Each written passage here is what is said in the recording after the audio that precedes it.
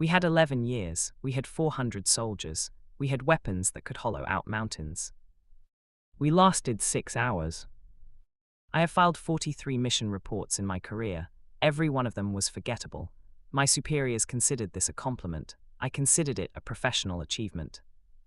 Report 44 will not be forgettable. I need you to understand something before I begin. I am not a being who frightens easily. I have surveyed dying stars. I have mapped the debris fields of collapsed civilizations. I once spent 3 rotations cataloging the aftermath of a neutron burst that had sterilized an entire sector. I did not flinch. I flinched on Earth.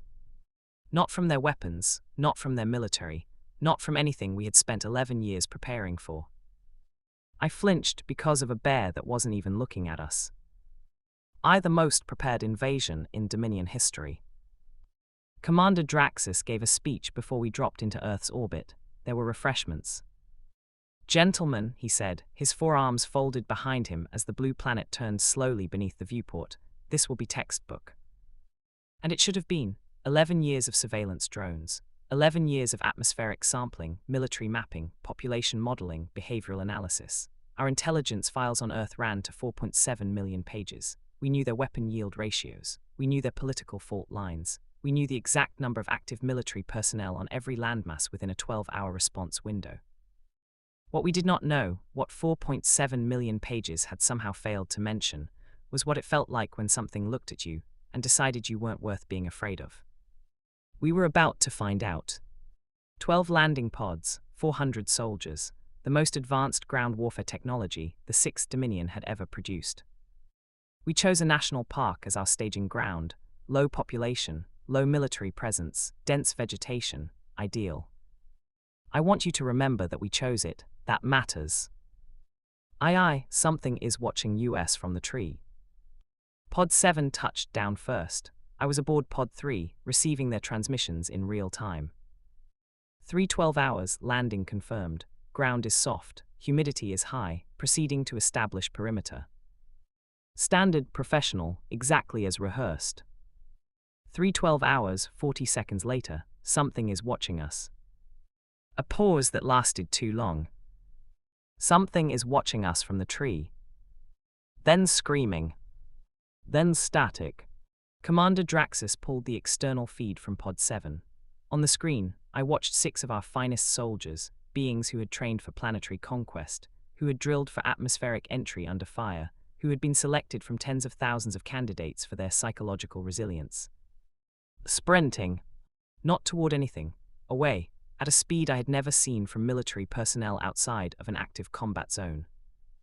And behind them on a low branch, not moving, not chasing, barely even interested. A bear. It was simply sitting there, being enormous, regarding the universe with the patient contempt of something that had been enormous for a very long time and had decided it was other things' problem to deal with. "They are afraid of local fauna," Commander Draxus said. His voice had gone very quiet. I recognized that tone. It was the tone of a commander recalculating. "To be fair, sir," said Lieutenant PRN beside me, "it is quite large. It is not doing anything. It is doing the thing where it looks like it is considering doing something, which is arguably worse." Draxus told us to stop talking. The bear sat on the branch. Our soldiers did not move. 11 minutes passed in complete silence across the command channel. 11 minutes in which 400 soldiers of the 6th Dominion held their collective breath because an animal had sat on a branch near them. Then the bear dropped down, walked past our soldiers at a distance of approximately 4 body lengths, sniffed one of our landing pods, sniffed it, the way you might acknowledge a mildly interesting rock, and wandered back into the trees. Our soldiers did not move for another 6 minutes after it was gone. I noted in my log, morale experiencing adjustment. I did not note what I actually thought, which was, it didn't run, why didn't it run? The assessment. Pod 3 set down on a ridge above a wide meadow. I stepped out into air that was wet and thick, and smelled of something alive and enormous, and I looked down and saw them immediately. Deer, 14 of them, grazing in the early fog, unhurried, unbothered. "Contact," said Specialist Pharaoh, raising his weapon. "Stand down, those are prey animals."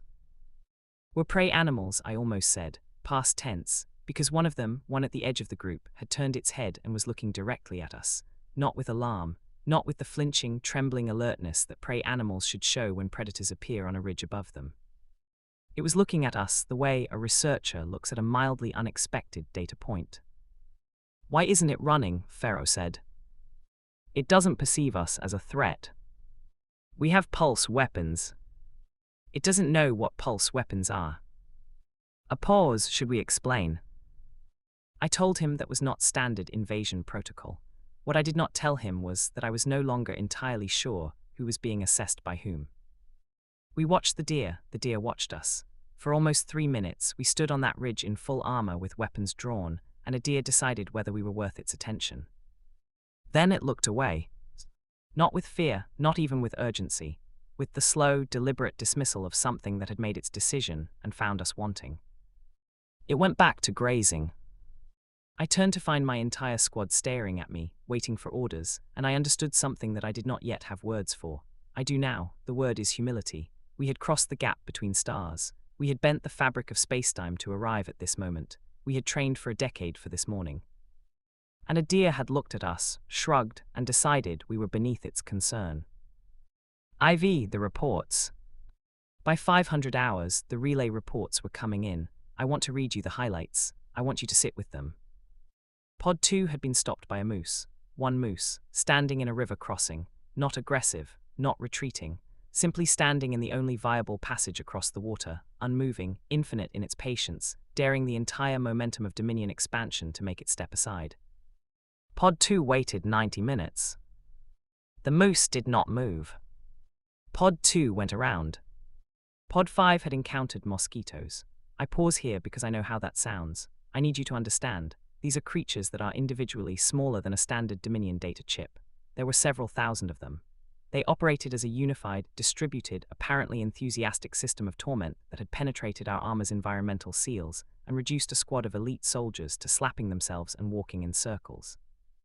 2 soldiers had allergic reactions.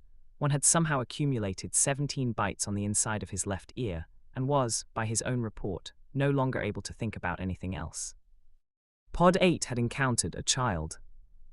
An 8-year-old human child, alone in a clearing, building a structure out of sticks. Pod 8 approached with weapons visible, intending to gather intelligence on settlement locations. The child looked up at them, looked at the weapons, looked at the armor. Said, "You look like a frog." Paused. "Do you want to help build the fort?" And when they didn't respond, told them they were being weird, and went back to construction. Pod 8 squad leader wrote in his report that the child had demonstrated, I am quoting directly, zero survival instinct and maximum confidence, and that the squad had quietly retreated without completing their mission because it felt wrong to interrogate someone who had just told Specialist Dunvar he looked like an amphibian. Dunvar did not dispute the assessment. Pod 12 walked into a small town, 40 buildings, a main road, a place called a diner. They walked down the center of that road in full combat armor, weapons raised, broadcasting the planetary acquisition announcement through translation units. The town did not panic. An elderly human came out to photograph them. A group of younger humans asked for a photograph with the soldiers, and when denied, expressed what the report described as genuine disappointment rather than fear. Someone put a sign in a diner window reading Alien Special, 241 coffee. A face appeared at an upper window and shouted down asking if the invasion was going to take long because he had a thing at 3. Commander Draxus finished reading the reports. He sat down on a log. He did not speak for a very long time. Then he said, "They are not afraid of us." "No, sir. Not even slightly." The child called Dunvar a frog. I read that. He put his head in 2 of his hands. The rancher. The cattle ranch broke him. Cattle? I will tell you about cattle. The database had prepared us with photographs and weight estimates. What photographs and weight estimates cannot prepare you for is the specific sensation of standing 3 meters from an animal that outweighs your standard assault vehicle and regarding you with the absolute, impenetrable indifference of something that has decided you are not a category of thing that requires a reaction. There were hundreds of them. And behind them, mounted on a horse, another animal the database had apparently undersold, all height and muscle and barely restrained forward momentum, was a human woman, approximately 50 years old, wide hat, rope coiled in one hand, hot drink in the other. She looked at our 16-soldier formation. Her expression was tired irritation. Not terror, not awe, irritation, the expression of someone who has been interrupted by something that is not worth the interruption. Commander Draxus stepped forward. He activated the vocalization unit on his armor. He spoke in translated Earth language with the full weight of Dominion authority. Citizen of Earth, your planet is now under the authority of the 6th Dominion. You will lower any weapons and submit to processing. She looked at him. She looked at the 16 soldiers behind him. She looked back at him. Son, she said, I've got 400 head of cattle that need moving by noon, a fence on the east pasture that isn't going to fix itself, and 2 ranch hands who called in sick today. Whatever you're selling, I'm not buying it. She turned her horse. She moved her cattle. Our soldiers stood in the field. The cattle flowed around them like water around stones. One stopped directly in front of Pharaoh and breathed on him, a long, hot, completely indifferent breath, and Pharaoh did not move. I think if he moved, he would have had to acknowledge the full reality of his situation, and he was not ready for that. The woman rode away and did not look back. I stood beside Draxus and I said, very quietly, she wasn't afraid. I noticed. She appeared annoyed.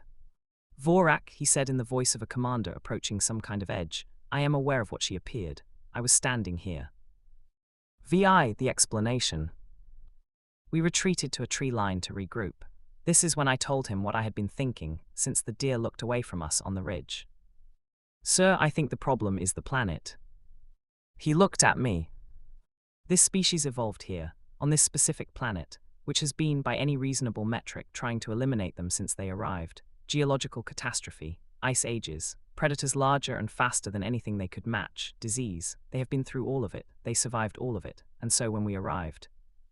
We were simply the next thing, he said. We were simply the next thing on a very long list, and the list has never beaten them yet. He was quiet for a moment, then. We are an interstellar fleet. We have weapons capable of leveling mountain ranges. Yes, sir. And we are being herded by coyotes and ignored by cattle ranchers. That is an accurate summary of our morning, yes.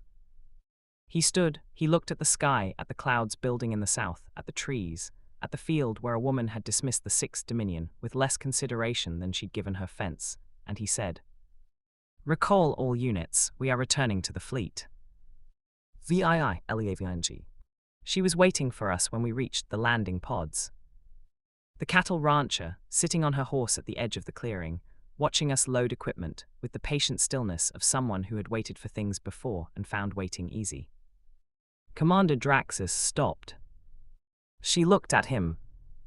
He looked at her. Leaving already.